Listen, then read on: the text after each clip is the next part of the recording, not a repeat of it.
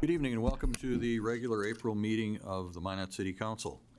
I'd like to ask everybody before we get started, if you have a cell phone, if you please put it on silent. Roll call, please. Janser. Here. Olson. Here. Padragula. Here. Sitma. Here. Straight. Here. Wolski. Here. Barney. Pledge of allegiance. I pledge allegiance to the flag of the United States of America and to the republic for which it stands, one nation, under God, indivisible, with liberty and justice for all. Item number 3, approval of the minutes. Move approval on 3 and 4. Second. Moved and seconded, approve 3 and 4. Any discussion? Call the roll. Olson. Yes. Padragula. Yes. Sitma. Yes. Straight. Yes. Wolski. Yes. Janser. Yes. That brings us to item number 5, personal appearances. This is an item where anyone can appear before the City Council on an item that is not on the agenda for this evening. So is there anyone here for personal appearances?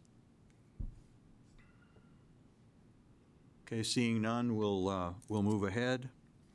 That brings us to the mayor's report.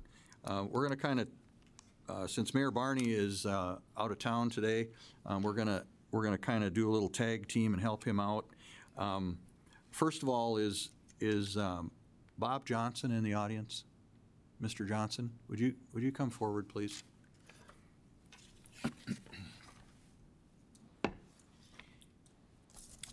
I'd like to read this. On Saturday, January 27th, 2018, we were at Holiday Inn Riverside in Minot for my daughter's 3rd birthday party. Josephine wanted to take a break from swimming and eat her cupcakes, so we went to our poolside room and she took her life jacket off. The kids ate cupcakes and most of them went back to the pool. Joe decided to go swimming again and was in the little pool. I was ordering pizza for supper and stopped to talk to my husband. While we were talking and finishing ordering the pizza, Joe jumped in the big pool without her life jacket on. She cannot swim, and I am not sure how long she was in the pool, but Robert saw her and jumped in the pool fully clothed and pulled her out. The pressure from being pulled out made her start throwing up all the water that she had swallowed while trying to get above water.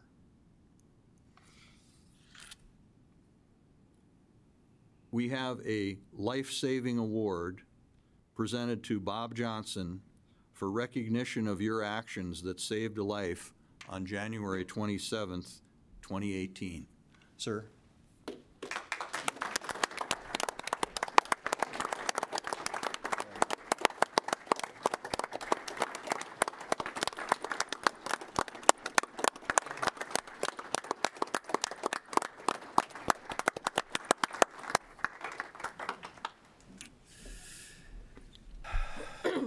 Chief Lermont. President Janser, members of the council, we do have the family here and the little girl is here too. Oh, wow. Bob, do you want to come up here? Want to say anything to Bob? Thank you. Saving her. She's perfect still. So. Bob is a retired firefighter with the city of Minot, so we are very proud of him, and once a firefighter, always a firefighter. Thank you. Thank you.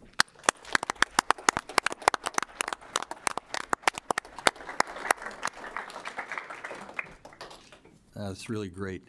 And now I'm going to turn to Alderman Olson, who has a proclamation on behalf of the mayor. Thank you, Mr. President. Ladies and gentlemen, in honor of Fair Housing Month, the mayor has prepared this proclamation, which I will now read. Whereas April 2018 marks the 50th anniversary of the passage of the Federal Fair Housing Act with an anniversary theme of 50 years of opening doors. And whereas the Fair Housing Law prohibits discrimination in housing and on the basis of race or color, national origin, religion, sex, familial status, or disability.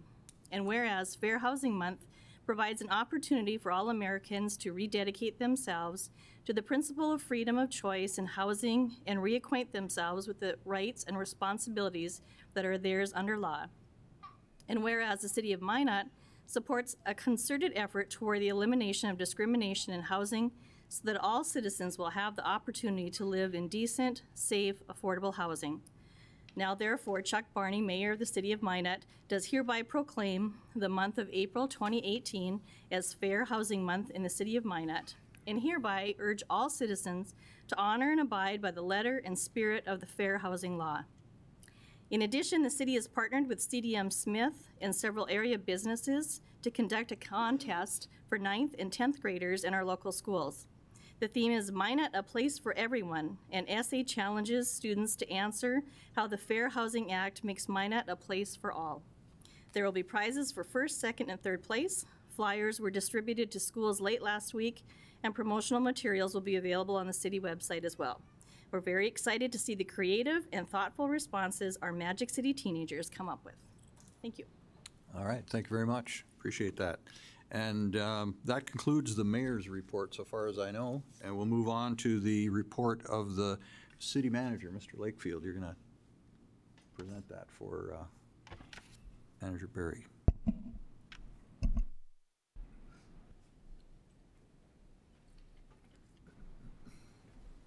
Good evening, members of the council, President Janser. It's my pleasure to be here tonight filling in for Mr. Berry to give a city manager report. It'll be very brief, hit some of the highlights. Just some important dates to keep in mind coming up for the next month.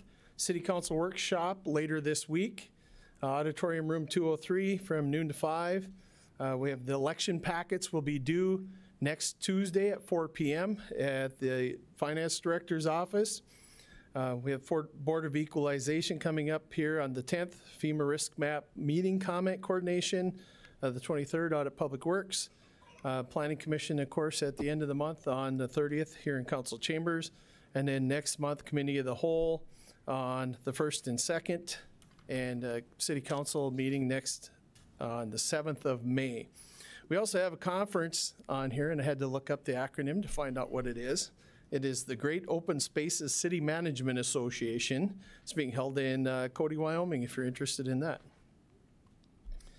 Another important event that we had here in just the last week, we had the groundbreaking ceremony for the flood control project. Of course, that's a milestone in this project. Very exciting day. We had a great turnout. The weather not so cooperative that day, but it's definitely very exciting to get this project underway. The contractors are already working on some of the preparation. We just need the weather to cooperate a little bit so they can get moving full steam ahead. The council workshop that is being held Wednesday afternoon. A couple of the highlights here. The intent is to allow for some discussion on some of the vision and engagement and priorities of the council as a whole, as well as the department heads and city staff to work together on some of that. Personnel management is going to be one of the focuses that we're going to work on that day. Discuss some best practices and ways that we can work on improving our retention and training and recruiting of qualified and skilled staff. They're one of our largest and most important assets, the employees and staff of the city. The budget priorities, we've already started working on the budgets already. Believe it or not, it's the early April and we're already looking at 2019. Some of the things that we'll want to do there is identify some of the priorities and things that we really want to focus on for the upcoming budget year. And HR will also be presenting some of the data that they have been working on compiling in regards to retention, morale, workforce, in comparison to some of the neighboring cities. Just some brief updates on some of the other things we have going on. The downtown parking structures project, we've been moving forward with that. The transition, we're in a little bit of flux on that. We had provided them with a date, and some of the conversations between the outside counsel and Cypress's attorney had indicated that they would be willing to relinquish control of the structures We had sent them a proposed time of 10 o'clock tomorrow morning, and we haven't heard anything back. It's been kind of quiet, so not quite certain where we're at with that status. We'll proceed forward and explore whatever options that we'd need to take to get this working. Once this transition would take place, the city would be the sole operator of the structures, and the staff is working on planning how to make that transition as smooth as possible. We've had some discussions with the Downtown Parking Authority in the last weeks regarding some of this transition. Right now, the way it looks, the parking structures are outside of the Parking Authority's area of governance, so to speak. Not to say that they won't be involved in the parking structures, but right now that is not in their wheelhouse. We've had some recent issues that's been in the news in the last week or so. The nice weather we had last week after all of this snow.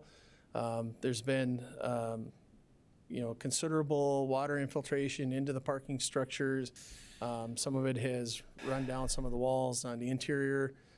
It's created some concern for some water damage on some of the interior of the buildings. There was a false alarm that was reported to the fire department here last week, and it appears that was a result of some of the water infiltration causing the false alarm. And then some weather-related issues with the snowfall and the related snow removal from sidewalks and those types of things. So again, we continue to work forward to come to the best possible resolution that we can with that. And unfortunately, we're still in a little bit of flux on exactly when that'll take place. All right, the governor's dashboard data objective, and I think a number of the council members went to Bismarck here in the last couple of weeks and participated in the governor's Main Street initiative presentation. As a number of you, or as most of you know, that the governor has a little bit of a unique perspective on how he addresses some of the things in the state. A couple of the highlights from those presentations, concentrating on infill within the city, not expanding, controlling urban sprawl. Data is a big key point for the governor and his staff. Data-based decision-making and, looking at this information and analyzing it. That is something that the city is working forward. As a result, at the Committee of the Whole, looking at some new programs and ways that we can utilize technology to improve our data and give us better information to make decisions with. And then also some vision and having some longer range plans and looking a little further into the future to help accommodate some of those things. NDR update, we continue to move forward with acquisitions. The demolition contract bid opening will be April 10th, and the relocation of Home Sweet Home will be advertised for bid here sometime in April, and that's actually one of the agenda items tonight. The affordable housing piece, the GAP financing program has been launched. We have 8 applicants in the pipeline currently. The RFP for downtown multifamily housing, affordable housing, will be opened in June. And Park South has begun phase 2 of their project with renovating 20 units. The family shelter, we're awaiting submission of the proposal from the Family Shelter Advisory Group, but we expect that we'll make some progress on that here in the near future as well. IEDC preliminary findings. Many of you participated in that discussion here in the last couple of weeks, and we look forward to what's coming up in the report. We do have a little bit of insight on some things that we think that they will expound upon in their report, including creating a comprehensive toolbox of incentives and financing programs and laying those items out in a clear manner so we know some of the things that are available when these applications come in. Having a clear source of overall leadership for all activities related to economic development and growth. The 5-year capital improvement plan and budget, again, looking further into the future and trying to do a better job of planning some of those big projects that we have coming up. To look into combining parks and recreation department to consolidate resources. And probably one of the biggest items that is coming out of that group is moving away from property tax subsidies from sales tax. That is something that is definitely on the horizon with reallocation of funds from sales tax for NAS and flood control. So to some extent, that is going to have to happen here in the near future. This is just a quick refresher of how the 2 cents of sales tax are currently allocated. 50% goes to flood control from the first penny. The remainder is taken up by tax relief, economic development, and improvements. In the second penny, currently 40% goes to infrastructure, 30% to tax relief and community facilities. For 2019, as you know, community facilities is not going to exist as it currently is. And as we start to transition funding to NAS, it's going to reduce what's available to offset property tax relief. And currently, 1.05 cents of sales tax is allocated to direct or indirect property tax relief. In 2019, this is the expected distribution of sales tax money. The first cent stays essentially unchanged. When we add or allocate 40% of the second penny to NAS, that reduces the others proportionately. So flood control, what used to be community facilities, is down to 18%, tax relief is at 18%, and infrastructure is reduced to 24% too. So just by reallocating that money to NAS, it puts some pressure on how much of that sales tax is available to offset property taxes. Hub City funding, the city manager, myself, and the mayor, and our PIO traveled to Bismarck here earlier in the month. We met with Senator Wardner and the Energy Development and Transmission Committee, as well as some of the other hub cities throughout the state. Had some very good discussion. Mr. Berry presented a recap of our 2 days of testimony that we had earlier in the year. They are working on some changes to the funding formula for hub cities that hopefully will not only benefit the city of Minot, but maybe give some finality to how that formula works, so that we would have something set where every budget cycle will have some certainty of what we might expect. The good news coming out of there is production is ahead of schedule, and as the price of oil continues to tick up, that means additional funding that becomes available under the funding formula. And that's all I have, short and sweet. Are there any questions? I'm sorry. Really just a comment, Mr. Lakefield. Thank you for bringing forward the property tax, sales tax conundrum that we're going to be dealing with. The property tax question just continues to be one of the comments I receive on a very regular basis. And in order to really, I think, fully fix that issue moving forward, it's going to be a matter of all our dollars becoming much more accountable. And I think getting away from subsidizing our everyday government with sales tax is one of the key steps. So I appreciate you guys bringing that forward. Alderman Straight. Thank you, Chairman Janser. Dave, maybe you can pass along. I'm increasingly concerned about NDR, and we're going to get into it, I suspect, a little bit here tonight, but as somebody who was flooded out and represents a host of people that are flooded out and were flooded out, there's a growing concern in the community about what we're doing, how we're spending dollars, what kind of process we're going through. I have a list of documents that have been created. We've spent a valuable amount of resources on, and there's some frustration about what we're doing and where we're moving forward. My piece to this is obviously involved with the downtown gathering place. People are asking me questions. I can't really speak for Mr. Zakian or Mr. Berry, but I think we need to engage our public information officer on what's the status, because there's frustration, and I'm not sure how to direct residents' concerns anymore, short of just giving them staff phone numbers. And I know that we're supposed to serve as the conduit and the pipeline towards these things, but we need to have a timeline to share with residents, because there's a growing concern that we're wasting dollars. So if you'd pass that along, that would be appreciated.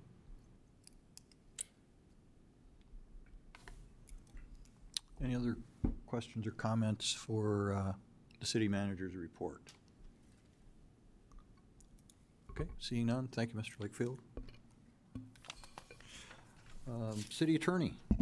President Janser and members of the council, I submitted a written report, and I'd be happy to answer any questions. Okay, anybody, any questions for the city attorney after seeing her written report? Okay, seeing none, thank you, we'll move on. Consider the report of the Planning Commission. I've been asked in this item to pull number 3. President Janser, I think we need to pull 4 and 5 as well. 4 and 5, okay. President Jansen. Alderman Straight. Will you pull 1, please? I don't know if they're in the audience, but it might be. Okay, Thank you. we're down to 2, folks. Move approval on number 2. 2 is moved, seconded by Sipma. Any discussion? Seeing none, call the roll. Olson? Yes. Padragula? Yes. Sitma? Yes. Straight? Yes. Wolski? Yes. Janser? Yes. All right, we'll go back to item number 1. This is an ordinance change in the zone on Keys amended plot block 6, lots 3 and 4. Is there a motion? Move approval. Moved by Olson, Second. second by Straight. Discussion.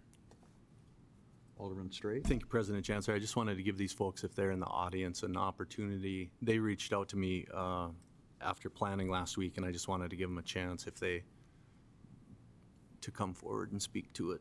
But they're not here, so we can move on, sir. Okay, any further discussion? Seeing none, call the roll. Olson? Yes. Padragula? Yes. Sitma? Yes. Straight? Yes. Wolski? Yes. Janser? Yes. Moving then to item number 3, which is to adopt a resolution for a continual use permit to allow a transitional living facility for up to 16 people plus staff on Summit Park Addition, Lot 13, and south 10 feet of Lot 14, Block 6. Is there a motion? Motion to approve. Moved by Sipma. Second. Seconded by Olson. Discussion. Alderman Straight. Thank you, Chairman Janser. I guess I just wanted to speak to an email I think that we all received earlier today from Miss Rebecca Porter, that there, at any point within this facility, there is an option that would be put forth where the conditional use permit could be called into question, and this body could ultimately re-decide on the matter. So I just wanted to speak to that because I heard that in the Planning Commission report last week, and that is included as it stands today. So I did just want to re-verify that if I could, please. Okay. Yeah. President Janser, if I Alderman might Wolski, ask our city attorney to comment on that, because I asked her about that directly in front of the meeting. So. Okay. All right. City Attorney, could you comment, please? President Janser and members of the council, there is not a specific process, just so the council's aware, within our ordinance about revocation of permits, but I think the general principle would stand that that would be a reasonable thing for the council to be able to do because it has the authority to grant permits, therefore it has the authority to revoke them. Beyond that, the ordinance does specifically state that if there are any conditions that are imposed by the city council and attached to the conditional use permit and failure to comply with any of those conditions, that can be a criminal violation, which would be a Class B misdemeanor, and it'd be against the power of the purse, which the city and just generally you do have the authority to seek criminal penalties against a corporation or nonprofit, different things like that. So that would be another remedy that the council or the city would have. City Attorney, in the correspondence from the Ms. Porter, I believe it was, she talked about a show cause process or hearing. Is that kind of what you're referring to in terms of somebody coming forward and showing evidence that a violation had occurred? Is that what we would be doing there? President Janser, that would be likely the process the city would have to go through. It would start with the Planning Commission, since that body does hear the conditional use permit application to begin with. We would likely have some testimony or information presented to the Planning Commission and the City Council about the allegations of the violations of the permit, and the council would have to decide on whether the evidence supports that the violation of the conditions occurred. Okay, thank you for that clarification or explanation. Any further, Alderman Olson? I would like to offer an amendment to this. We had concerns from a few neighbors about yard upkeep and litter in the yard or in the alleyway behind it. So my motion or my amendment would be just to include a clause that would include yard upkeep and no unnecessary litter. Okay, is there a second to that? I'll second that. Seconded by Sipma. Discussion of the amendment. Alderman Sipma. Thank you, Mr. President. Just maybe a question on clarification as far as enforcement to that, and what to degree in terms of what may be clutter to one, maybe just yet another neighbor that had a trash can blow over. So I guess I don't know if the city attorney or perhaps the chief might give us some light on that. City Attorney? President Janser and Alderman Sitma, if there were a revocation hearing before the city council would be the fact finder on whether or not there was a violation. Same situation, if there were a criminal violation, the court or a jury would be the fact finder on whether a violation happened. Thank you. Okay. Principal Planner, do you have a comment? I saw you kind of come to the podium there. Yes, Mr. President, thank you. Just a clarification, in the verbiage here it says to allow a conditional use permit for up to 16 people plus staff, and it's a total of 16, including however many staff. The top limit is 16, no more than 16, just to clarify that. Okay. Thank you for that.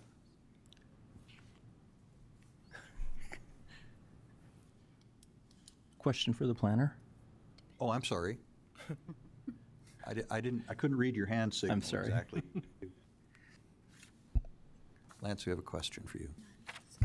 Lance, Potter-Gula. quick question. What's the limit on the number of non-related people that can be in a house at this point? Do you know? President Janser, Alderman Potter-Gula, the limit for non-related people will be 4, but this is a group home, so it's treated differently. Okay. And the amount that has been agreed between the city and the applicant has been up to 16 as a total.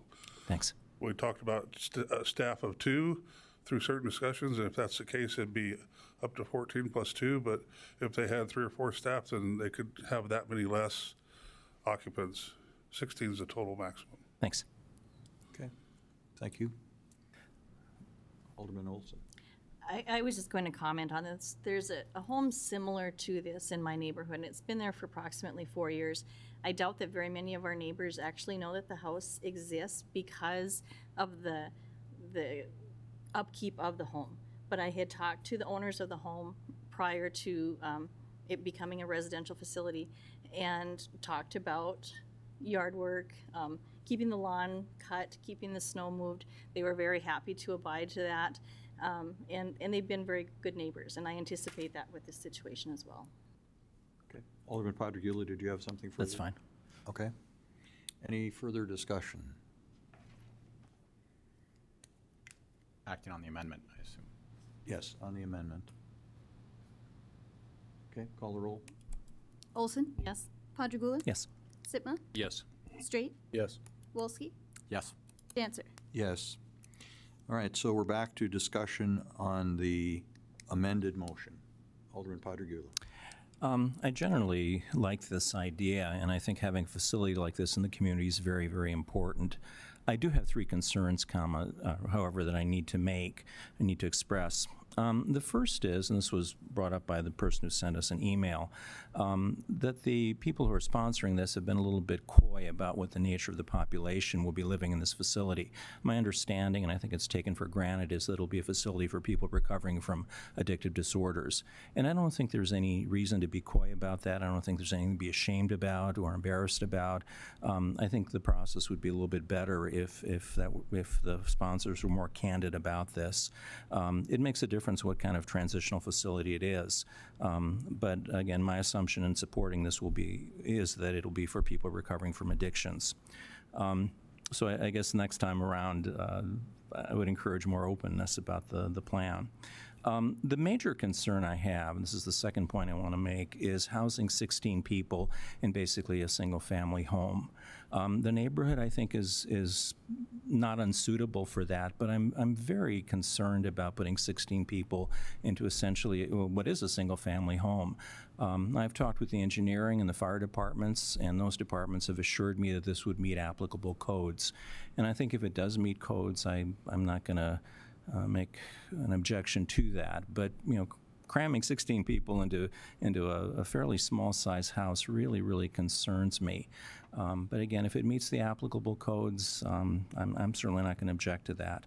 The third concern I have is the nature of the facility.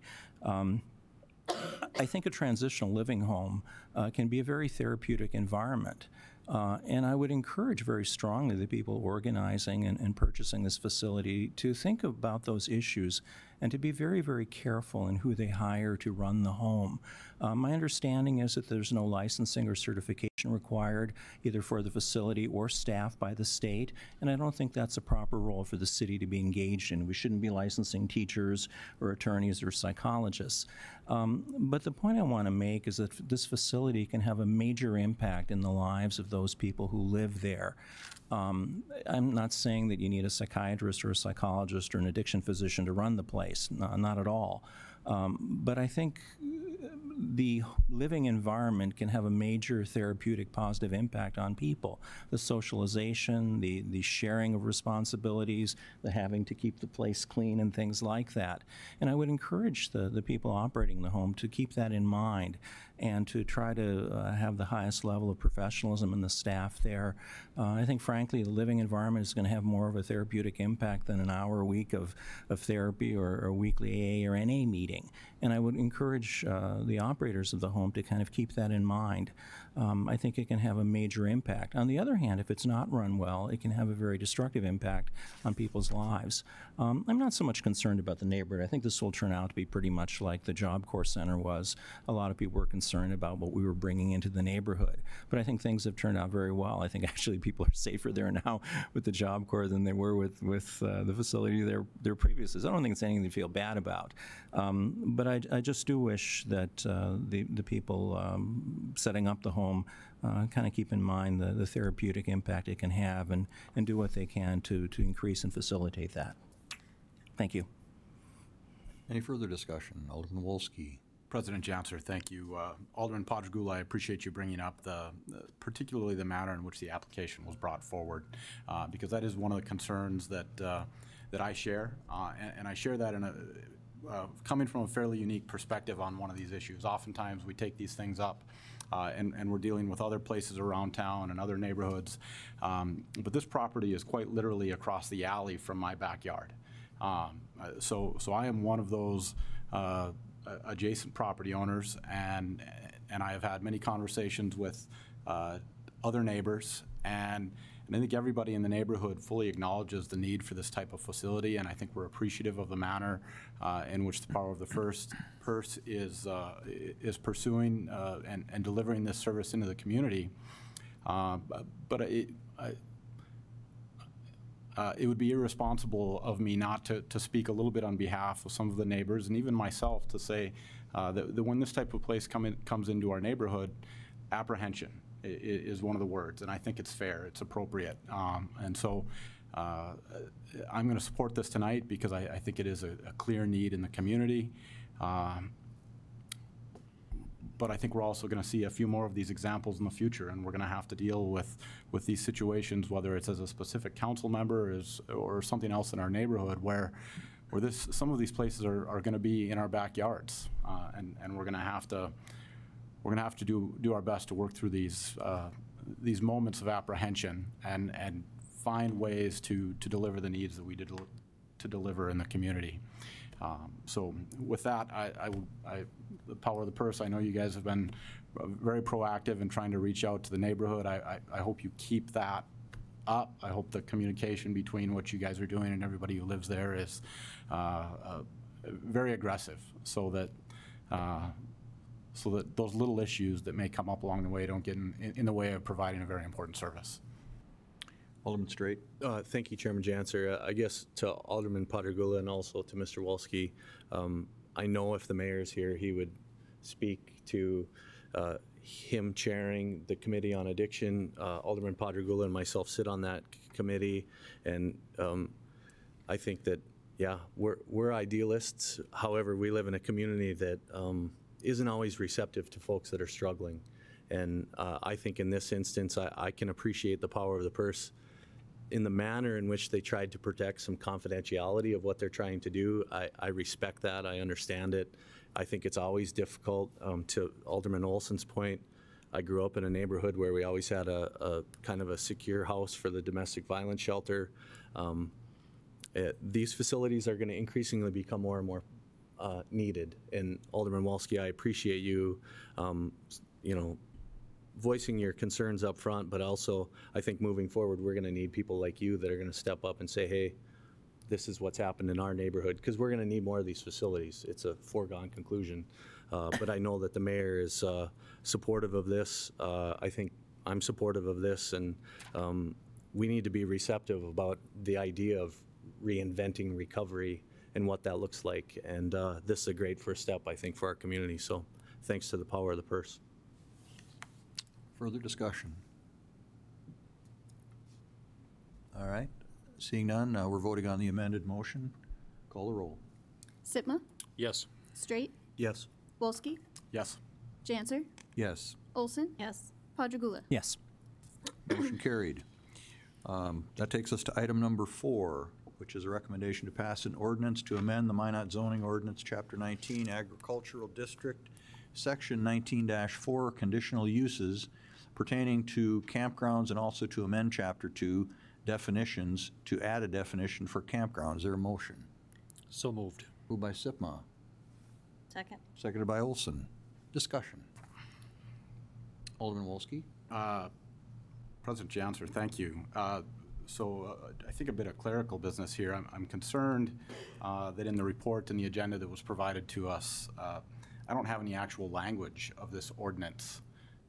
And so I was at Planning Commission on Monday night, or last Monday. I know what this pertains to, but still, when we're going through this process, I need language in front of me. So I'm going to offer that. I'm also, there was a significant amount of discussion regarding the specific size of what a campground should be. The Planning and Zoning Steering Committee recommended a 2-acre site. After some discussion at Planning Commission, that was increased to a 4-acre site. While I agree or appreciate the two sides of that discussion, I'm actually in preference of a smaller size requirement in terms of what a campground could be. So I'm going to offer an amendment to follow the Zoning and Planning Steering Committee's recommendation that a campground be allowed in areas, I think the size was 2 acres. Is there a second to that? Is there a second to that amendment? I'll second that. Seconded by Padragula. Discussion of the amendment. Alderman Sitma. Maybe just perhaps some a little more clarification from Mr. Wolski on why reverting back to outside of just the recommendation. As I consider the size of what 2 acres and 4 acres is, I think there are a lot of little nooks and crannies around town that might fit that 2-acre condition and might be suitable for a few RV pads or maybe a few tent sites. But when we get into the 4-acre, we get into some pretty significantly larger tracts of land, and especially as we look out, clearing out and removing some homes and families out of harm's way and the flood protection zones. Maybe there are some little areas in the flood valley that would be appropriate for some recreational vehicle slabs, things like that. So I don't want to get too restrictive on what might be available in our future. Alderman Straight. Thank you, Chairman Janser. Can I ask our city attorney a question? Certainly. Ms. Hendershot, is the campground the all-inclusive campground / RV park in our current ordinances? This, I think, to Alderman Walsky's point, what I heard on planning on last week was a lot of this discussion was about allowing some of these larger vehicles to move in and out, and I was under the impression that Mr. Lane's going to maybe clarify, but this was to appease some of those larger vehicles and to have some of those larger RV areas, which I don't necessarily call a campground, but Okay, let's hear from semantics. Mr. Lang. President Janser, Alderman Straight, thank you. First of all, let me back up just a minute. The only zone that these would be allowed in, no matter what size we're talking about, is agricultural. The way it's set up now, there's a 20-acre minimum. And in thinking that through, if you had to have at least 20 acres, that's a big campground. If you think about how many RVs could be in there, we're talking 250 maybe. Do we really want that to be the minimum standard? So the thinking was to reduce that down to 2 acres, and through the discussion at Planning Commission, that jumped up to 4. To answer your question about RVs versus the other, there was no definition of campgrounds in the ordinance as it stood. There was a definition for recreational vehicle campgrounds, and I think that the distinction there needs to be that the RV campgrounds would be targeted towards RVs, and any other uses like pitching tents would be ancillary. The kids want to stay in the tent and the families in the RV, as opposed to a campground where it may be fairly primitive without the hookups and amenities and things that what a recreational vehicle campground would have. Either one of those scenarios would be allowed, either 2 or 4 acres, whatever gets finalized here in an ag zone, the way it's presented now, either campgrounds or recreational vehicle campgrounds. Thank you. Thank you for that clarification. Alderman Patagula. Following up on a question before you walk away. From your professional planning standpoint, would there be any problems with what Alderman Walsky is proposing? Well, Alderman Padragula, I would say 2 acres or 4 acres, professionally, I don't see a big difference. If you think about the size of an acre is roughly 200 feet by 200 feet. So 2 acres is going to be larger than a couple of football fields, 4 acres even bigger. But since they're only going to be allowed in agricultural zoning, what Alderman Walsky was referring to, where we might have sites around town, there probably won't be very many in town proper because the ag zoning is going to be on the outskirts of town. And there may be opportunities in the floodplain areas and others on the outskirts of town, but probably not so much within town for infill development of these RV campgrounds. And I don't know what we'd want temporary RV campgrounds. The idea is they'd stay there no more than 14 days at a time. But following up on that, could we make some of the areas by the river, for example, rezone it into ag, or somehow allow recreational use of those facilities? Because we're going to have a lot of green space here. Potentially, yes. The way it's set up now, that would be hard to do with ag zoning. Is by default the zoning that's on the outskirts of the city that's never been anything else, and so. But does it have to be? To rezone back down to ag, what's inside the city is kind of taking a step backwards, if you know what I mean. Higher and best use is usually something more than ag. Okay, so what we're discussing here is an amendment of either 2 acres or 4 acres. Right. I think to steer the discussion back home, if we want to go into looking at other zones where campgrounds perhaps could be located, I think that's an entirely different discussion. So we would take that up in a different way. Okay. Alderman Walsky, did you have something further? No, for Mr. Lang? I'm fine acting on the amendment. Okay. Yeah. Thank you. Thank you. Thank you, Mr. Lang. Thank you. Okay, any further discussion on the 2 acre versus 4 acre size? The amendment is to go back to the original recommendation that came to planning, which was 2 acres. Seeing nothing further for discussion, call the roll. Wolski? Yes. Janser? Yes. Olson? Yes. Padragula? Yes. Sitma? Yes. Straight. Yes. Okay, so we're back to the original motion as amended with now 2 acres as the minimum size. Further discussion. Alderman Wolski. President Janser, just to comment briefly to some of Alderman Padragula's comments, you know, I think in the restriction of an agricultural zone right now, we're probably a little limited, but I would assume we have the ability at some point to also extend the use of a campground into a public use zone or some other zone perhaps as well. Obviously a conversation for a different day, but I think as we do get into to what's going to happen in the valley and some of these green spaces, there may be some appropriate places where some small campgrounds are not only a very common and practical use for what's being vacated. Alderman Padragula. Responding to that, yeah, I like the flexibility. I just thought of this when you brought up the amendment, that this may open up our thinking a little bit into where these things could go. You know, having a minimum size of, 250 camp trailers or whatever, it's a huge facility. But if we think more creatively, maybe we can kind of strategically place these, or at least allow their placement throughout the community. I like that. Mm-hmm. Alderman Straight. Chairman Janser, Alderman Padragula, in East Grand Forks, Minnesota, after the flood, a residential neighborhood was turned into a state campground. Mm-hmm. It's one of the busiest campgrounds in the state of Minnesota. I think if we considered an option like that down the road, it would seem to make sense to have a great conversation with the Minot Park District about a campground and then keeping those dollars within the community instead of moving them out. So that's a discussion for another day. So I guess maybe for staff, Mr. Lang, hearing this discussion, you can sort of think about how we might look at some of those options in the future. Okay, any further discussion on the motion? Seeing none, call the roll. Sitma. Yes. Straight. Yes. Wolski.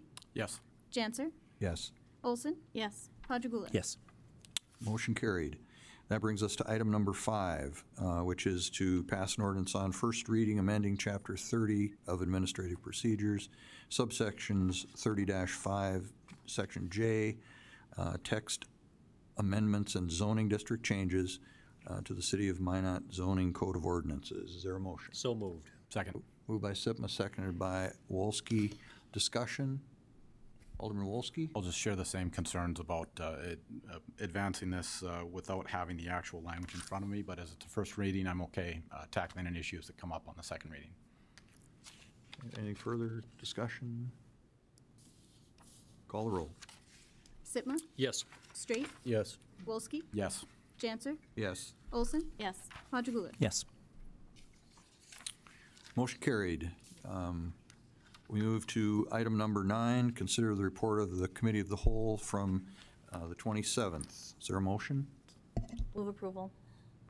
Olson moves approval, Second on consent. seconded by Sitma for consent, I believe is what Yes. we're having. Okay, there are 13 items in this section. You can see them on the screen. If you are here about one of these items and you would like it discussed individually, we will pull it and do that. So please speak up if there's somebody in the audience that would like one of these items pulled, 1 through 13. Okay, number 12, at the request of the city assessor. Anybody else? Okay, seeing no one, call the roll. Olson. Yes. Padragula. Yes. Sitma. Yes. Straight. Yes. Wolski. Yes. Janser. Yes. Item number 12 is a request for a property tax abatement for 2017 by Michael Sheely, city assessor. Mr. President, I just want to make sure if Michael Sheely was here that he had an opportunity to speak. Mr. Sheely, are you in the audience? Then He did not appear at the Committee of the Whole, but Then I would just suggest, Mr. President, that the motion be made to deny based on the documents submitted by the assessor's office. and I believe that was the recommendation of the Committee of the Whole, so that would be in order. Do we have a motion on that? Move denial of the request. Okay, moved by Olson, Second. seconded by Sipma. Discussion? Seeing none, call the roll. Olson? Yes. Ponchagula? Yes. Sitma? Yes. Straight? Yes. Wolski? Yes. Janser? Yes. Motion carried. And that brings us to section number 10, which is to consider the report of the Committee of the Whole from the 28th. I've been asked to pull number 9 and also number 13. President Janser, Alderman Wolski, would also request we pull number 3. number 3. Okay. Mr. President, I would move consent on the remaining items. Alderman Sitma moves consent on items except for 3, 9, and 13. Second. Second? Thank you. Audience members, again, we have pulled 3, 9, and 13. That means that 1 and 2, 4 through 8, 10, 11, 12, and 14 are going to be passed as they came out of committee. Anybody need anything pulled for individual discussion from that group? Okay, seeing none, call the roll on the consent motion. Sitma? Yes. Straight? Yes. Wolski? Yes. Janser? Yes. Olson? Yes. Ponchagula? Yes. That takes us to item 3, which is a specialty restaurant beer and wine license for the Expedition League at Corbett Field. So moved. Moved by Wolski. Second. Seconded by Straight. Discussion. Alderman Wolski? Yeah, there are some folks from the Expedition League here. I just wanted to give them an opportunity to share thoughts if they had anything to say.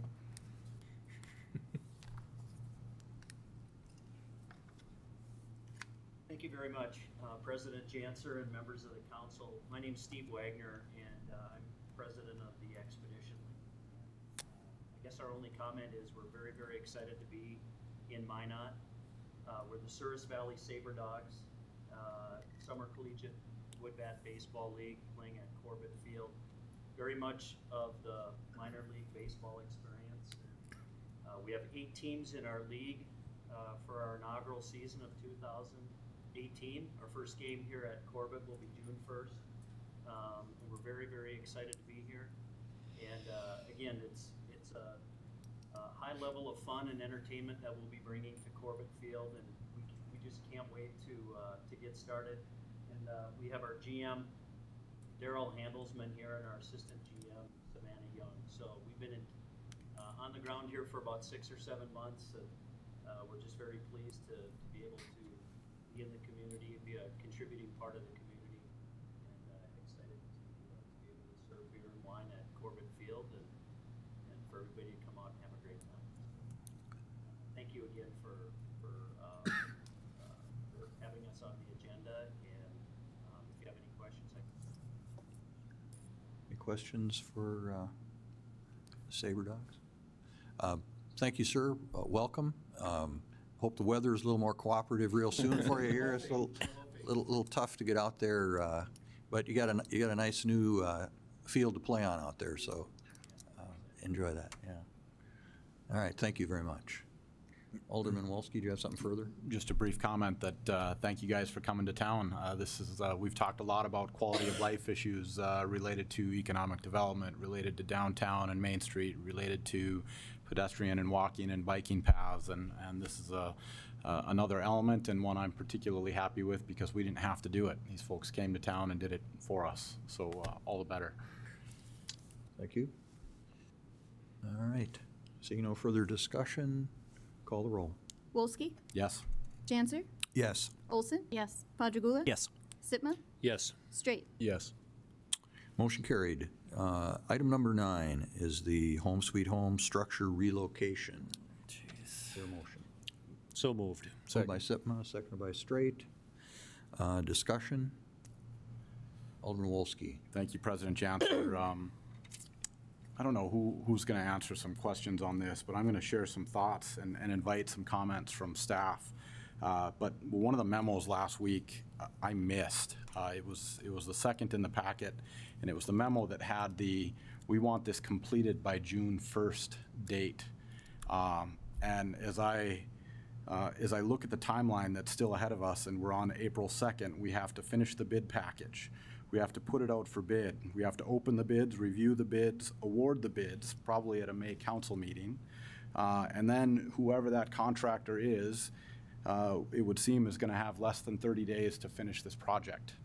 I feel like we may be setting some unreasonable expectations, and as such are very likely to inflate the cost of this project. Because my expectation would be that if we tie contractors' hands that aggressively, certainly they'll work to meet it, but they will charge us accordingly. I see Mr. Zakian approaching, I suspect, Acting City Manager, you want to weigh in on this? Mr. President, Alderman Wolski, a couple of things here.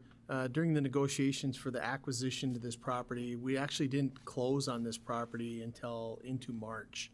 So that is what kind of delayed this bidding process. It is a very aggressive schedule.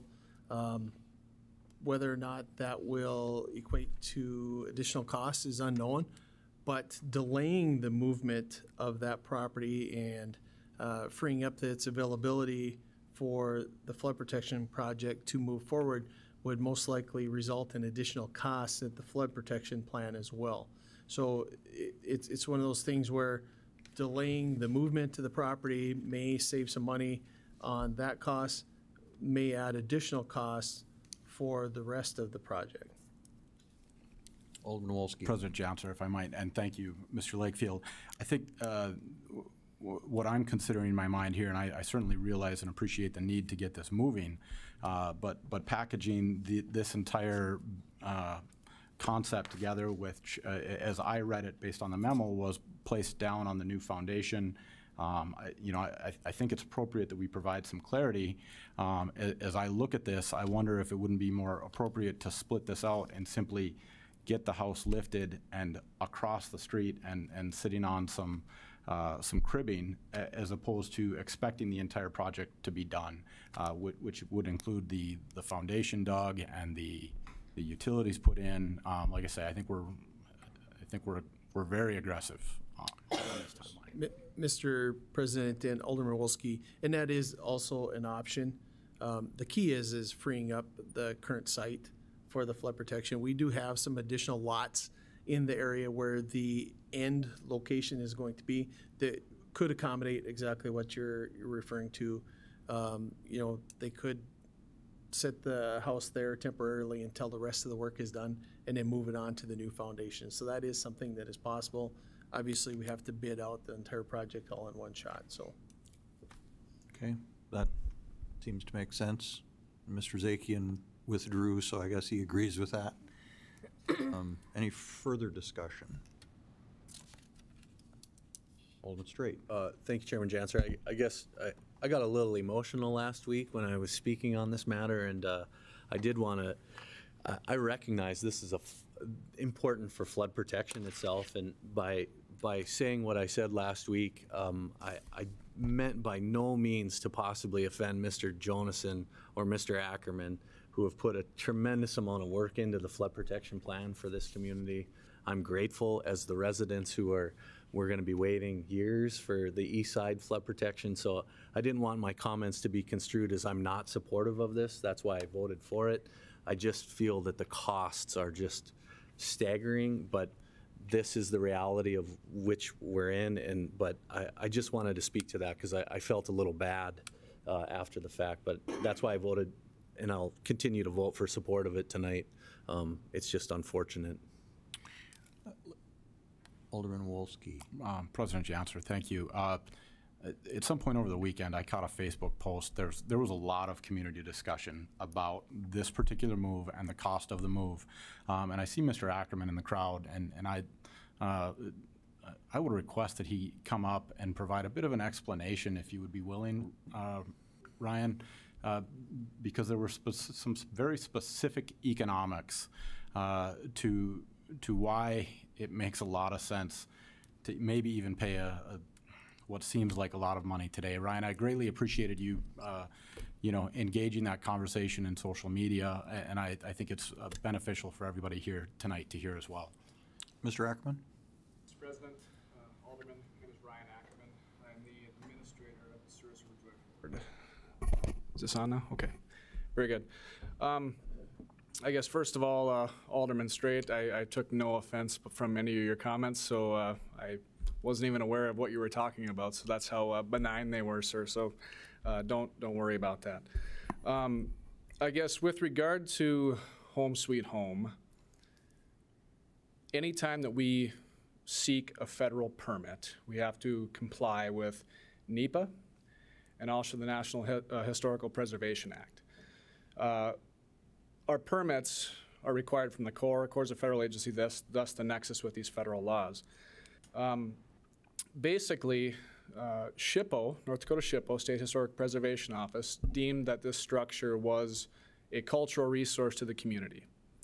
And as a result of that, they lay out the options. One is to demo the structure, get rid of it, and have flood protection go through in that path as proposed. The second one, which is kind of their alternative to this, is to relocate the structure in the same neighborhood to try and preserve that cultural resource to the community. The way that SHPO evaluates this and the way the federal agencies evaluate this in terms of the cost reasonableness is that they look at a $1 billion undertaking, being the flood control project, and $600,000 in that context being reasonable for the move. And while I can certainly agree with the much of the sentiment that says that $600,000 to move that house is seemingly ridiculous, we also have to recognize the risk associated with pushing back too hard. Because we can certainly dig our heels in and push back at the bureaucracy that is laid out in front of us to get these things through, but that takes time. And in the context of time, when you got a $1 billion flood control project, inflation is going to cost you about $20 million a year. On top of that, you're going to be looking at high-risk flood insurance premiums that are probably going to cost the Valley residents about $15 million a year. So we start delaying things by 1 month, 2 months, 6 months, we're spending way more than $600,000. So in that context, I think this is the right decision, and I think you guys need to move ahead. Mr. Ackerman, I appreciate that explanation and perspective, particularly since I was the lone alderman who voted against this in committee earlier. And I did so because it's very difficult, in my mind, to justify those kinds of costs. And when you add to that the acquisition cost of the property, and particularly when the structure is not on a historic preservation list or gets no benefits from any of the programs that might help to preserve it from the feds or the state on the other end of it. So by putting it in the context that you have, my concerns are somewhat eased. However, I may vote against it again just out of principle. Any further questions? Alderman Potter-Gula. Yeah, I agree with you, Alderman Janser. I think the cost is ridiculous, but I think as the expression goes, they have us over a barrel. I'm concerned not just about the cost impact on the overall project, but the delay. We're living on borrowed time, and I'm very uncomfortable with that, particularly for people who won't even be protected by the 60%, which will be done in, 8 or 10 years if things go well. I just can't see jeopardizing the progress of this overall flood protection project. That just scares me. So they have us over a barrel. I don't know what we can do about it.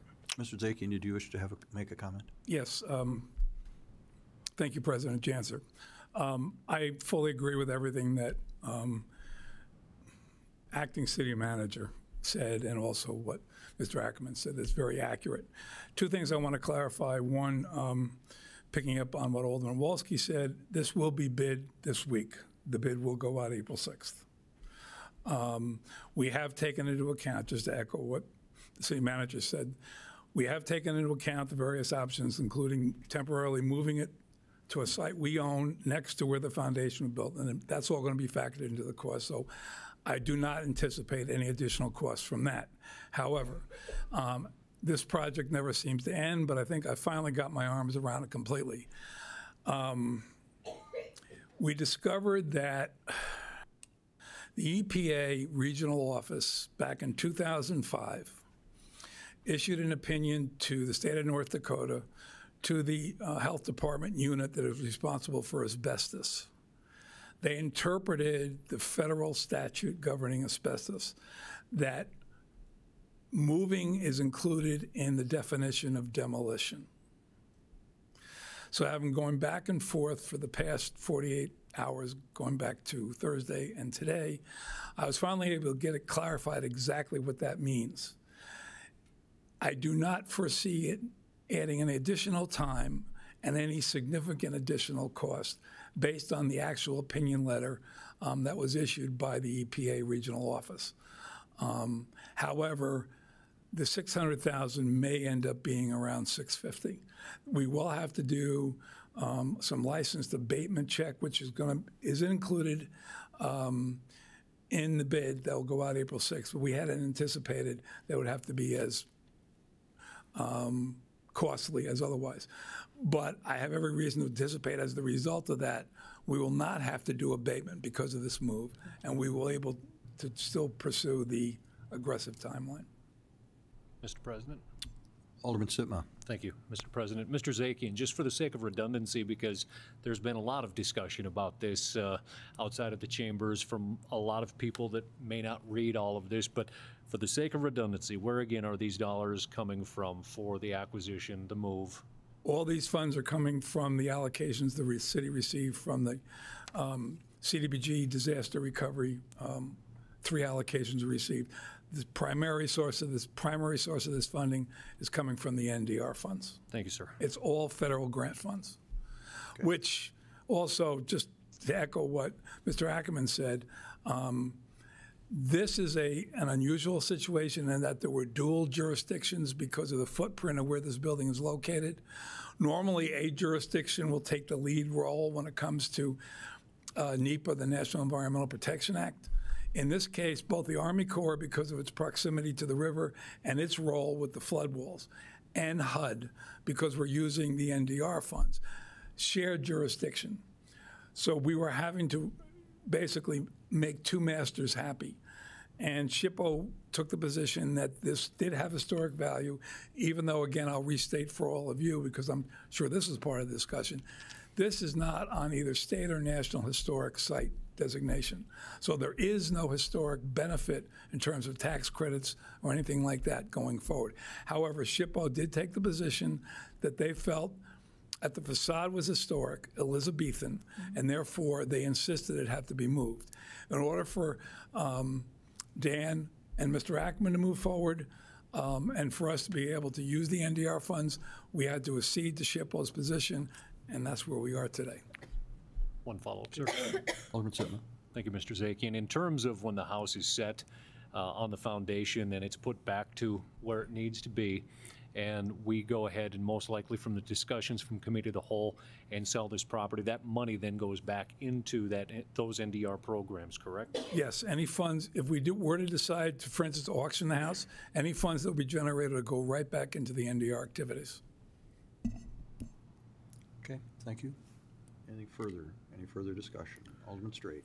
Chairman Janser, maybe just for the point of levity, John, and Mr. Sitma, to Alderman Walski's point, it still has potential if we continue to spend a lot of money. It could still become the museum of bad decisions, just for point of reference. So, thank you, Chairman Janser. Okay. I don't hear anybody laughing at that. You were laughing? Because if we don't, we're crying. Right. Yes. Okay. Any further discussion on the motion? Call the roll. Sitma? Yes. Straight? Yes. Wolski? Yes. Janser? Yes. Olson? Yes. Padragula? Yes. Motion carried. Item number 13 is the NDR single-family home buildable lot RFP response recommended action. Is there a motion? Move to approve recommendation. Second. Moved by Sitma, second by Olson. Discussion. Yeah, so the recommendation from the committee was to, I believe, not take either of the responses. President Janser, the recommendation from the committee was to forward this to the council without a recommendation. The staff recommendation in the report was to not take any of the responses. Okay, so we have a motion on a non-recommendation, I guess. Alderman Sitma, do you Can I want to clarify there, You Mr. want to clarify President? that? Yeah. All right, I would make the motion then to deny the proposals, to reject them. Okay. Mr. President, if I could, because we're dealing with HUD.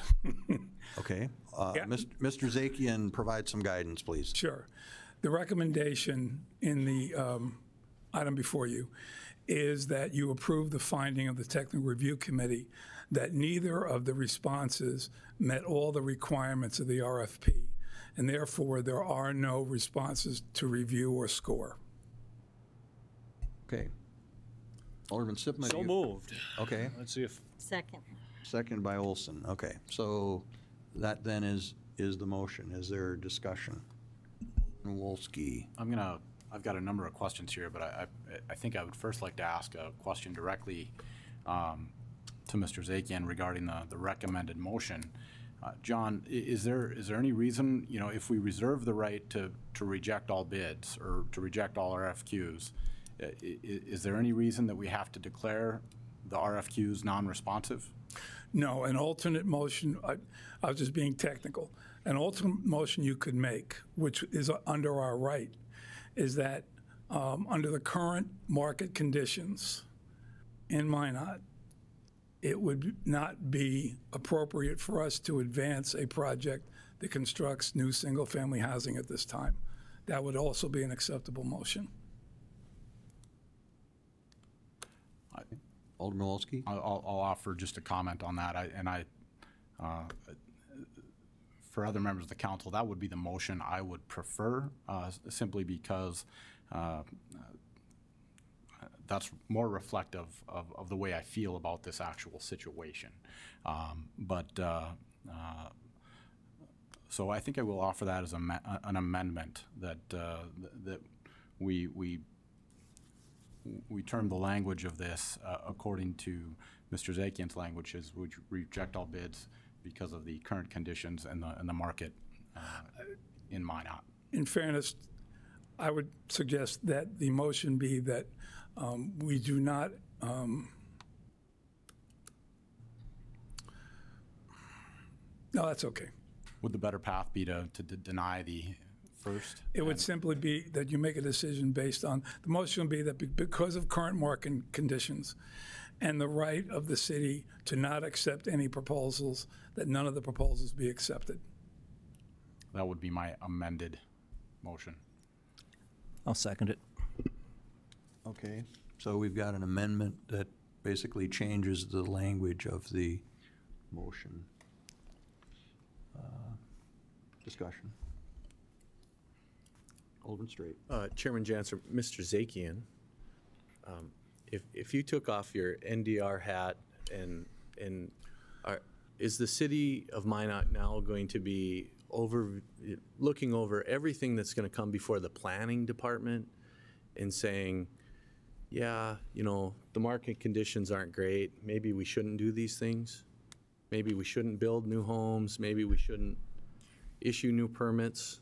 Can you see the concern that I feel like the rabbit hole that we're nearing here? Mr. Zakian. President Jansen, Alderman Straight, if I could, because I do appreciate the dilemma we're up against. And I do not like to go backwards, but we need to revisit history with the city and things we're grappling with. And this goes back to a comment actually you made, Alderman Straight, at the last Committee of the Whole, which was accurate. But I would just amend it a little. I would say in the past, based experiences on what we're now grappling with in terms of prior development deals, with no disrespect to these current proposals because the market, again, has changed.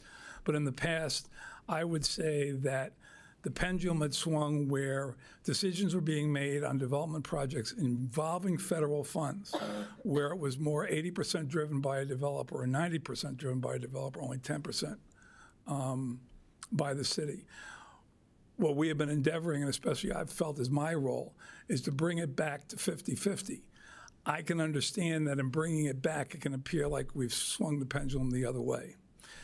More specifically to your point, if we have developments coming forward that are being private sector driven, with private sector money behind it going to the planning department, I would certainly support that, not wearing my NDR hat. The problem at hand is that we're looking at initiatives that are primarily being, for lack of a better term, propped up by federal funds. If we were seeing proposals coming forward involving NDR funds or allocation 1 or allocation 2, where there was a 50-50 match from the very get-go, for every dollar we put up, there's going to be a dollar put in from the private sector. I would probably be less uncomfortable recommending it. The problem, and again, this is just in general the marketplace right now, the problem with the NDR funds is that we're faced with fronting the NDR funds on a number of different projects and not seeing any other funding per se coming forward. It's like no money on the table. That's my biggest concern. What I'm recommending to you and what I've been reacting to based on feedback, again, from both the financial community and the real estate community, is that they're not seeing yet a significant movement within the private sector to really put in a considerable amount of private sector investment into new development. The market isn't there. That's not to say that there aren't inklings of that happening, but at the present time, it's not there. And what I'm responding to is hearing that. The worst thing we want to do is try to inject ourselves using the federal funds into a market that's soft right now. Alderman Straight. Thank you for the continuation, Mr. Janser. So, Mr. Zakian, I'm gonna pull out one other example. So, 16th Crossing. We've gone back to the developer and we have said, we would like you to issue a performance bond to basically get what was originally stated done, correct? And to Alderman Padragula in a little discussion that we were having last week, Mr. Feist has offered to issue a performance bond to complete the utilities. And that was one of the boxes that had to get checked, right, to finish his application. So was there anything else outside Mr. Feist's in his initial application other than not having the utilities done? He did not have the proper zoning done. That was a requirement at the time you submitted the RFP. Okay, I guess my concern, and I can appreciate that, but here on one hand, we're asking one developer through another HUD program to issue a performance bond, whether or not they've fallen through with or not, which they haven't. But now here we have a developer who's rising it up and allowing it to come forward to us. And now we are also saying, no, that's not good enough as well. So I look at all of these things together, and this is why I'm increasingly more and more frustrated with what should be, we should have all this excitement about HUD and the $74.3 million, but it is increasingly so frustrating to me that I'm very concerned about the appearance in the community at a time when the economy isn't strong. We're trying to drive investment here, and now we're basically putting the brakes on it from government. It really concerns me to the point that it's frustrating. President Janser, Alderman Straight, 2 points. 16, I appreciate what you said about 16th Street Crossing, but that's different. One of the proposals we put forward to him was to put up a performance bond predicated on him giving us a clear deliverable plan of action and timeline to deliver what he had promised already and hadn't. So it was more like, you've been promising this for like 4 or 5 years and you haven't done it. So if you really want us to believe you again, you have to put up a performance bond. The other difference between his project and the ones we're dealing with NDR is that we're dealing, and not to go too far into the weeds, but when it comes to HUD, we're either dealing with statutory or regulatory. Statutory, we can't debate. The statutory means it's what Congress passed and the president signed. Regulatory is when HUD interprets what's statutory. In the case of 16th Street Crossing, that was a different statutory appropriation of funds in allocation 1. They lived under a different set of rules. He was not limited under those rules to building low and moderate income townhouses and only offer them to flood victims. He had the opportunity, and still has the opportunity, to build those 178 townhomes and market them anywhere in North Dakota or outside of North Dakota. That was the way that statute worked. Unfortunately, the statute that we're now living under with the NDR funds is what's known as the Sandy allocation in 2013. They put in a lot more rigid rules.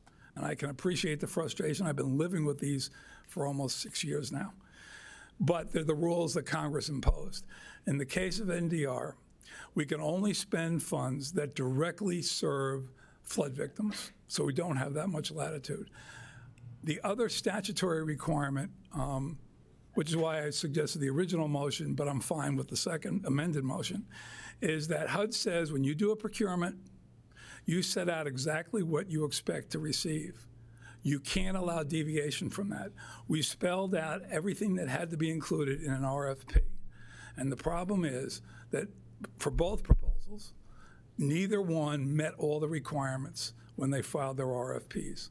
And HUD will not allow us to give them slack. That's why they require us to put in exactly what we expect and want.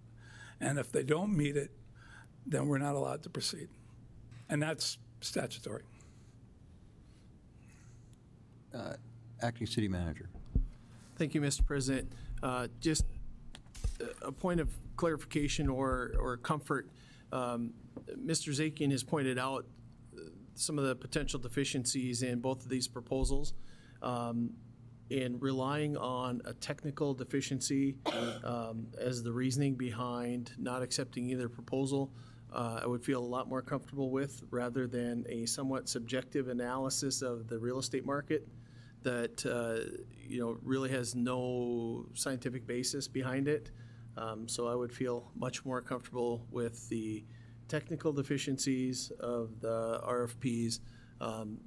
This can always be brought back at some point in the future when those deficiencies have been corrected, and maybe the market will have rectified itself at some point or to some degree at that time. Alderman Sipma. Thank you, Mr. President, and thank you for the comments, Mr. Lakefield. It's not too often I'm going to argue across the table on this. I completely agree with Mr. Walski on this when it comes to the market. I think that is something that we can prove. I think it's something that is very evident throughout our community. And when we talk about injecting a government-funded program like this into a market that sits where it is, I can probably round up a few dozen realtors that can provide us with enough detailed data to show HUD and to a lot of the other federal folks if it comes down to that versus a technicality. I guess in this case, I really could argue very well that these developers could come in here and get the job done, but it would not do our market any justice right now with our current situation where we're at, and then throwing on top of it the limitations on what we're working with comparative to the other projects. So I'm going to support the amendment from Mr. Walski, and I'm personally, that's where I'm driven on this one, on why it's not the proper time to move forward. Alderman Straight. Chairman Janser, I guess, can I have a question for Mr. Feist or Mr. Zakian? But I'll ask Mr. Feist. Mr. Feist, I was under the impression that this had been correctly zoned, or are we just waiting for the second reading of it? Is that a confirmation? Mr. President, Alderman Straight, as far as the zoning, it has now been properly zoned. There's one item left is the I can't remember it's the development agreement with the city of Minot, and that has to get put into place before the final reading is approved. But other than that, it has gone through the Planning Commission, it has gone through the first reading, and that is the one item that hasn't been addressed yet. And so that was one of those technicalities that had nothing to do with the RFP Actually, it was just something required by the city manager in order to approve the final zoning. Otherwise, it would be and will be zoned according to the requirements of the RFP. Right. And Mr. Feist, now that I have you at the podium, if I can continue, Chairman Janser. Continue. Sir, if there wouldn't have been a program through NDR, would you have built these homes? Well, the only thing that we have done so far on that development is we have built homes on that and have sold homes on that, but we redesigned that particular parcel to fit the requirements of the resiliency program. The development was already developed 2 years ago. All we did was change the lot sizes and the zoning requirements to meet the RFP. All those lots are for sale at this time. And so it would just be a little more appealing, perhaps, price point wise, to somebody who is getting bought out through our flood protection plan to possibly relocate and purchase one of your homes.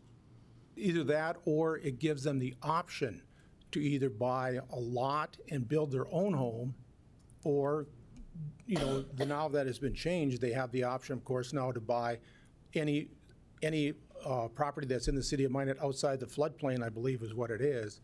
But they've taken away the option from the people to buy a particular lot if they so decide that they like that particular area of town and build a house of their choice within the limitations of the RFP. You've taken away a choice from the citizens, is what you've done. Thank you, Mr. Feist. We still have an amendment on the floor to act on. We have an amendment. Any further discussion on the amendment? Just to clarify, the amendment is to make the rationale for denial of the market condition. Is that correct? That's correct. I believe that's correct. Okay. Okay. Seeing no further discussion, call the roll on the amendment. Wolski? Yes.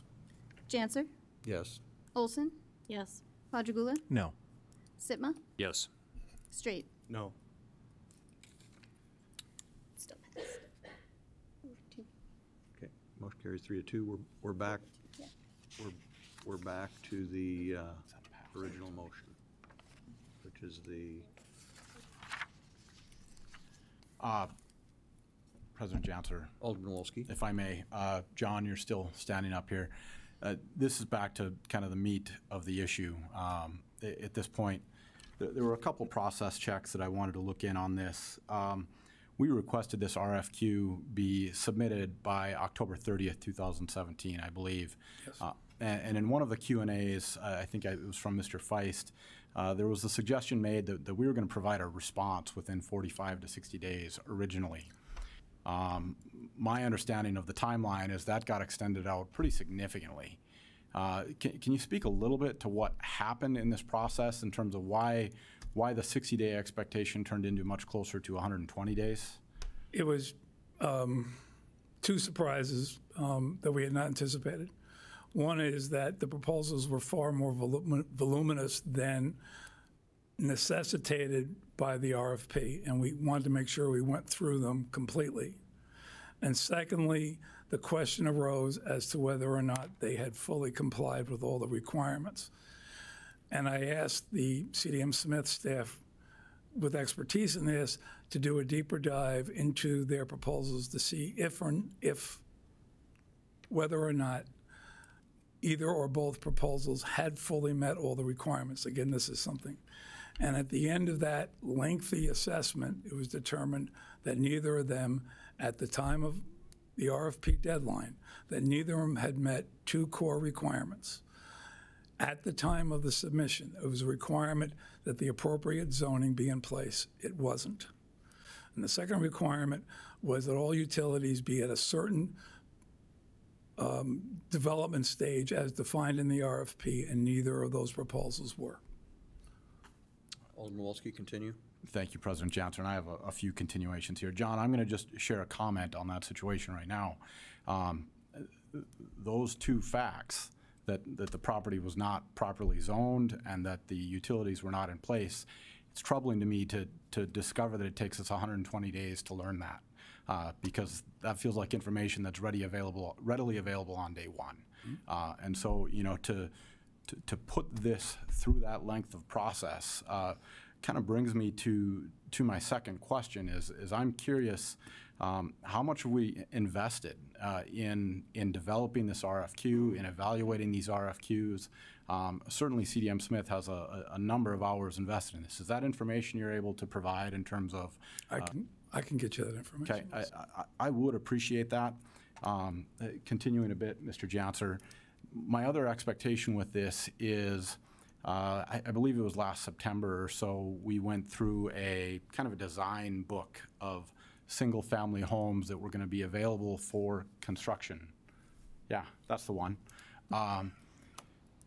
My expectation is now that we are moving forward very likely to deny this new resilient neighborhood concept, does that book also go on the shelf? Seeing as we do not have a designated neighborhood area for new construction? No, it does not. It does not. Is there anything in the pipeline where those designs can be applied or built? Well, first of all, the design book is done. Hopefully it will be made available to you before the end of this week. I make all contractors strictly adhere to contract requirements, and Friday was the deadline. The design book can be used for development in any neighborhood outside the flood inundation zone that fits resilient standards. Okay. So that would, and one of the maps we saw had some shading on it in one of these books. Yes. Speaking a little bit to my understanding of how this program would have been delivered if we choose to approve and accept these RFQs, Sure. is this neighborhood and these 35 lots would have then become eligible for this program, the GAP financing program. Is that correct? Yes. It is. So what if we were to advance this proposal today, are potentially approving would be up to $60,000 in GAP financing on up to 35 lots in this neighborhood.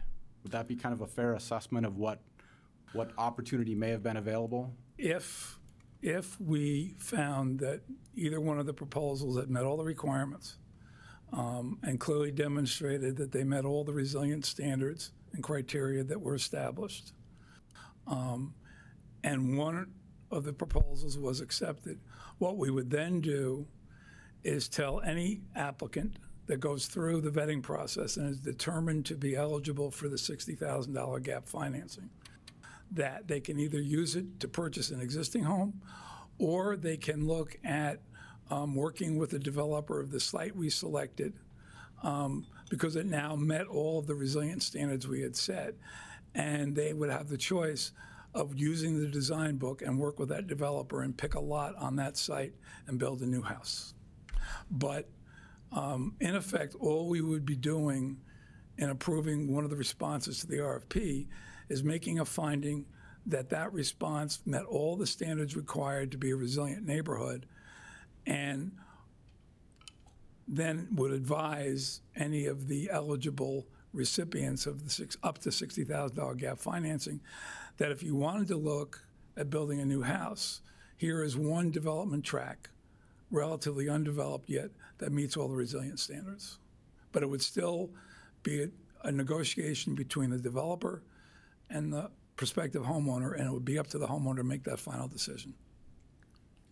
Okay, do you have something further? Just a brief comment. John, thank you for that. And you know, I think this really gets to the heart of why I'm not going to be able to support this tonight, because as I do the math on this, at 35 lots that become more available and at up to $60,000 per lot, my concern is that we are introducing, by my math, approximately $2.1 million of federal subsidies into a very soft market, and I think that's just not a decision I'm comfortable making here tonight. So I know this has been quite a process for our developers who stepped forward and brought these RFQs to us, and I appreciate that.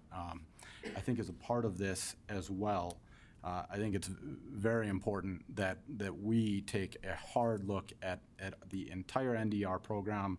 I am prepared to, next month bring forward an agenda item through Committee of the Whole to talk about the roadmap to a substantial amendment. Because the dollars in which we framed them out in 2014 and the needs that they were identified to solve, they don't match up anymore. And if we continue trying to fit these things into our current situation, we're going to hit these situations every time we go through this. And so we can't wait any longer. I'm prepared to support the recommendation of staff tonight and the language that we've approved for the amendment, but I'm pretty much done with this stuff. Okay.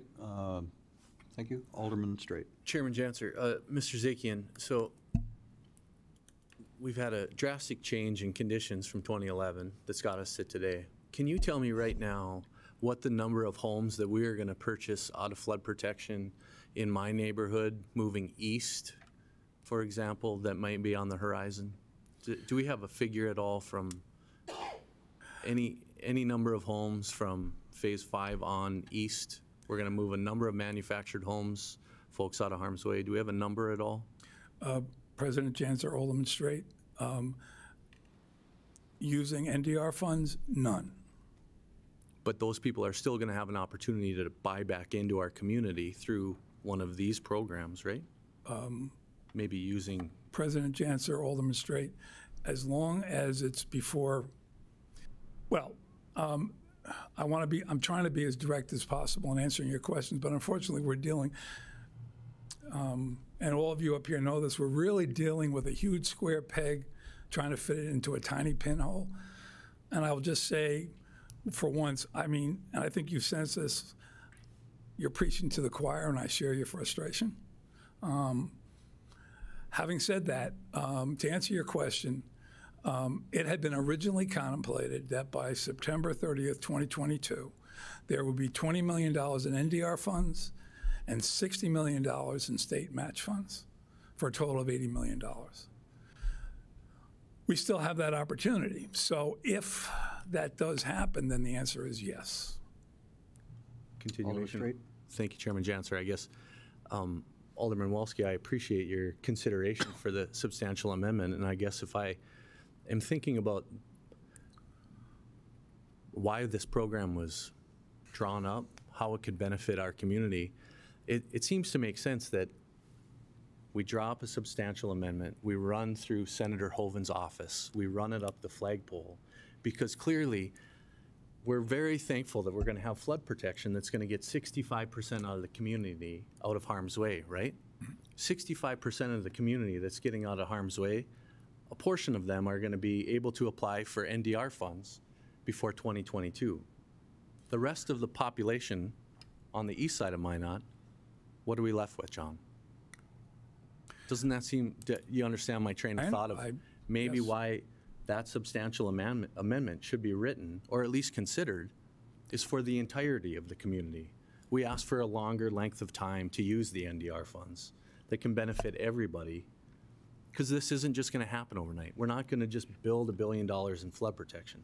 Sure, the market's changed, but we're going to move some of the most vulnerable population out of harm's way. Maybe they're going to want to buy a home up in Northwest Minot that Mr. Feist is building. So as much as the conditions have changed now, we know somewhat what's on the horizon. Why can't we also be forward thinking in what is a fantastic opportunity with us for $74.3 million and try to add some common sense? We have fantastic senators that could get answers to the questions before we're going to jeopardize losing the money. But nobody in the public wants us to waste any more money. I'm sorry, I don't want to build, I don't want to go through more studies to tell us what we already know. We're not supposed to build housing now, okay. But in the future, where does that leave folks? That's why I think the substantial amendment is important.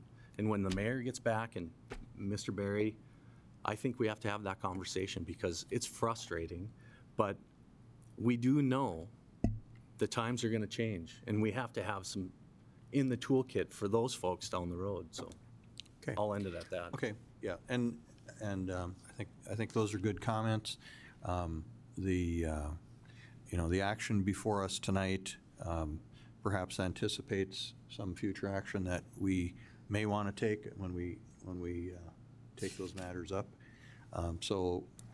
As we come back to the recommendation on this particular RFP, is there any further discussion? Could you clarify what we're voting on now? Okay, City Clerk, can you kind of clarify the motion? Yep, so the amended motion is that it's the right of the city and under the current market conditions to reject both bids. Okay. Any questions on the motion? Any further discussion? Seeing none? Oh, Well, just one comment. Alderman Padrigula. Yeah, I think it's time to look at this thing, to step back, and I'd like it put on the agenda for the next committee of the whole for us to sit back and talk about this in a constructive fashion.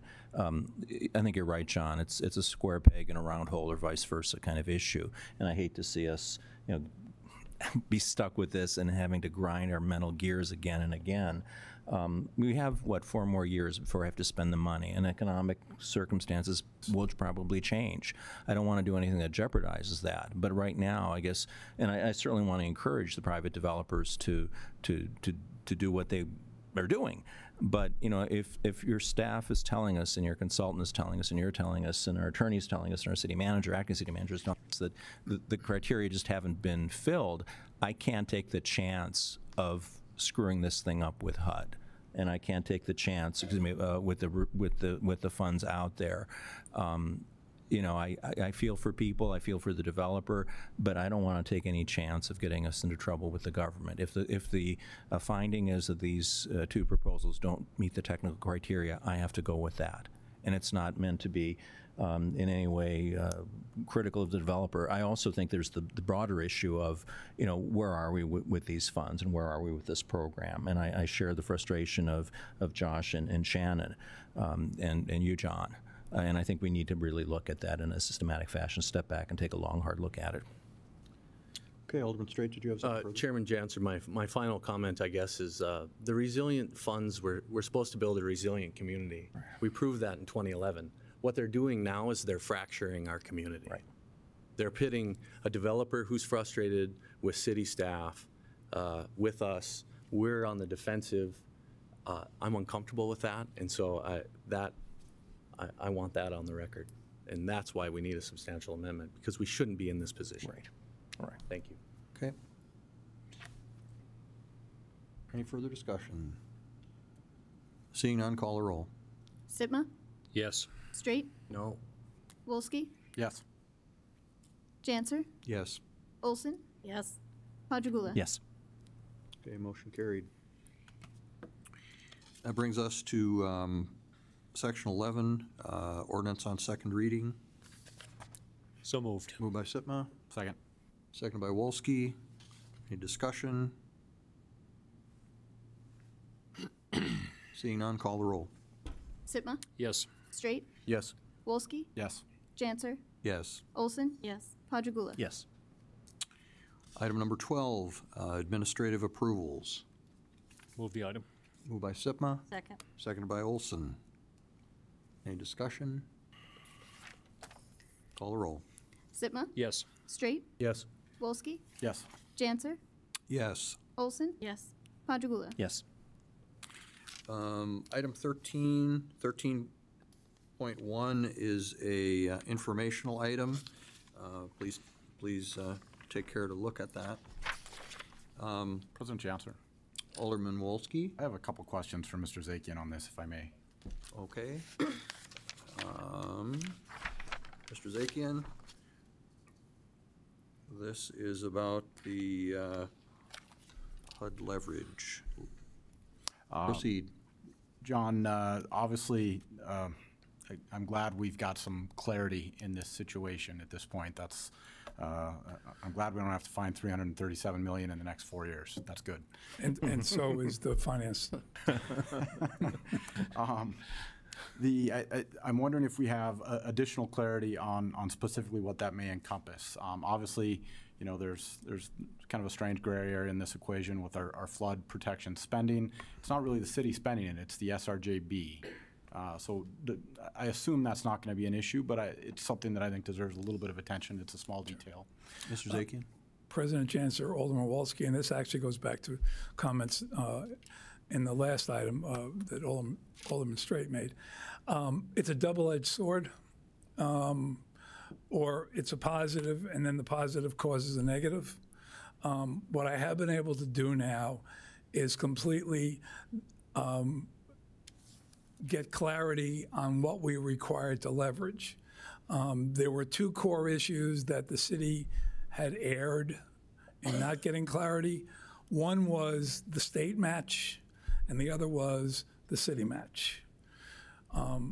I've previously been able to get clarity on the state match, and that's where it's what solves on one hand creates the problem that you pointed out, Alderman Straight, on the other. HUD has said that funds that we put into, for instance, that's coming from the Joint Sewers Water Board for phases 1, 2, and 3 for the flood walls counts as match.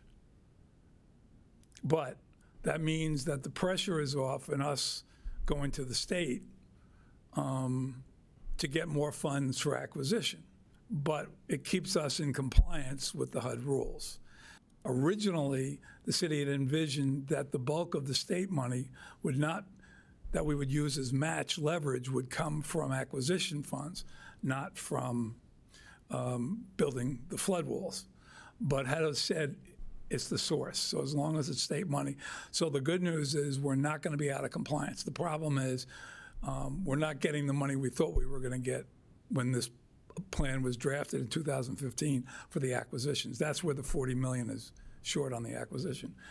In terms of this, as long as it's related to flood mitigation, and that can include acquisition, we're off the hook as long as we do it in 30 years. Okay. Interest, John? Interest we're paying on bonds to those to these construction bonds? Arguably, I had not clarified that, but knowing past experience, that could count. Okay.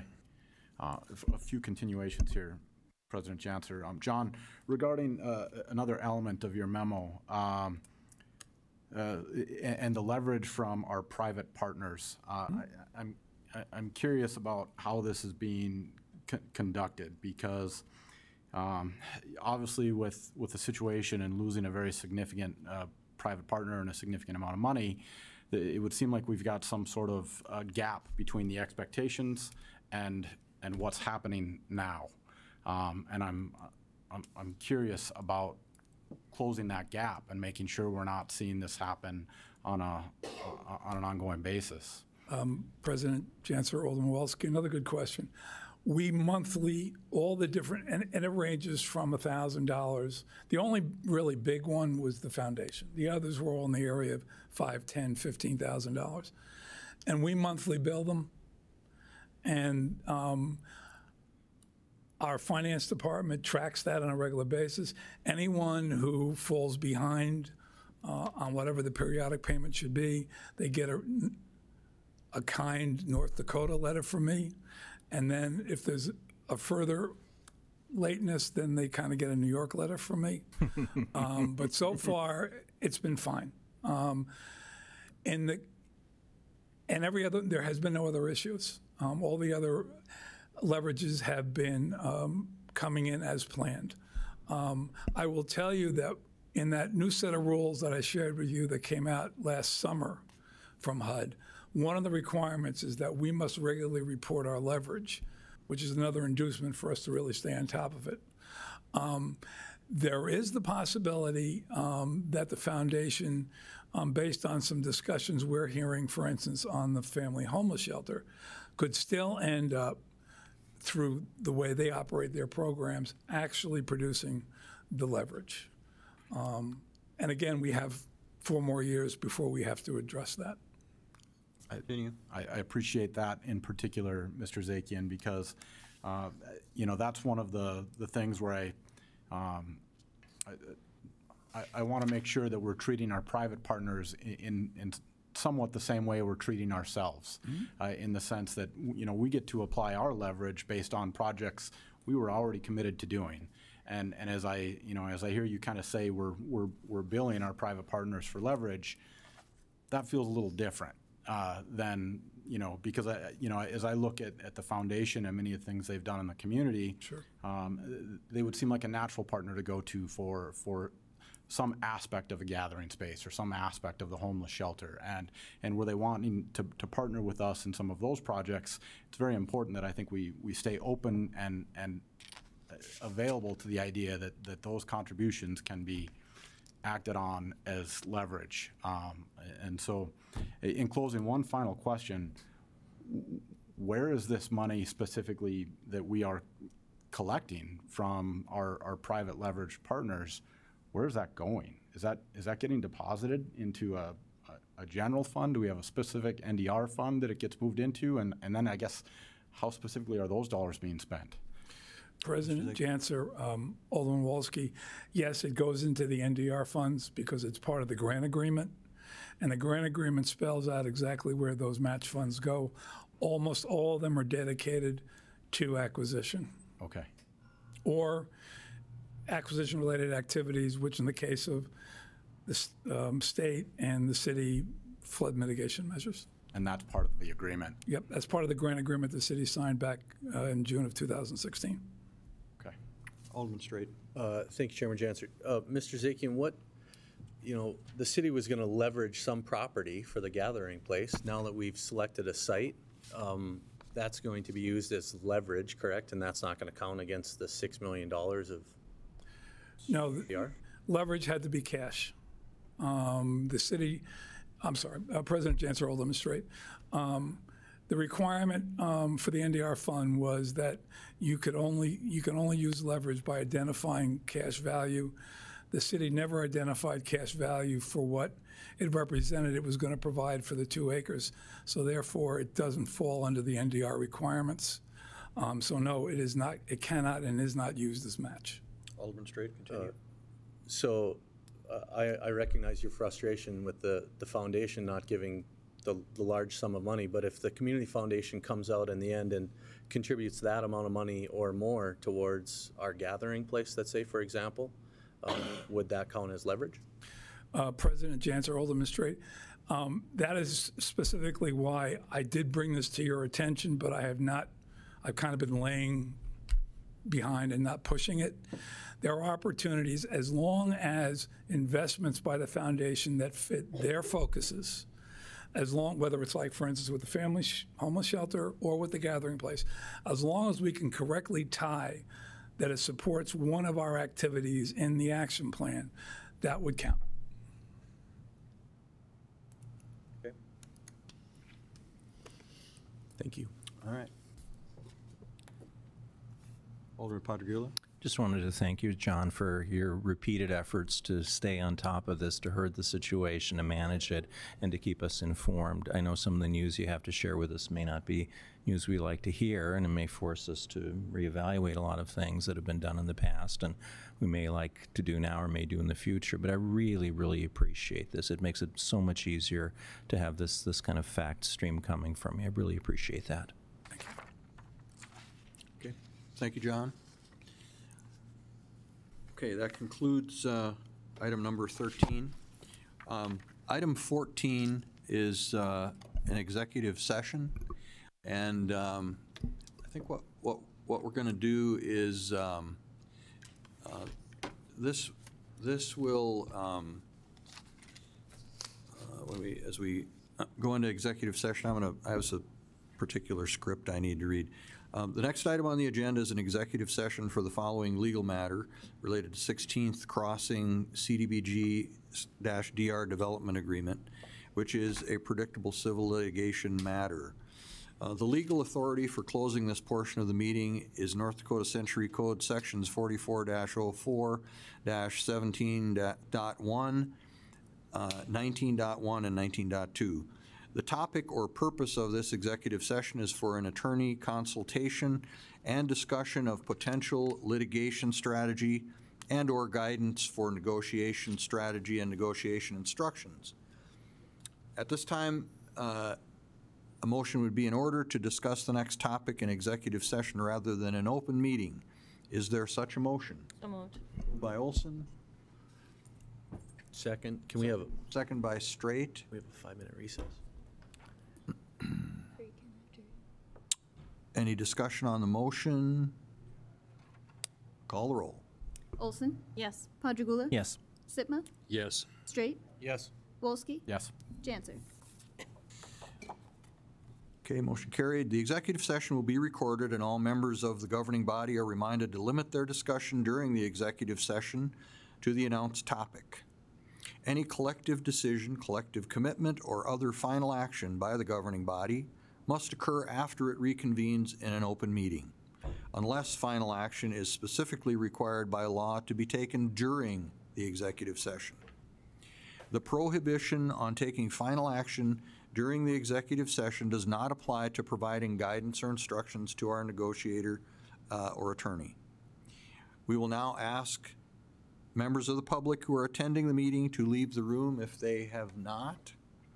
We anticipate adjourning the executive session and reconvening the open portion of the meeting at approximately 8:40 p.m.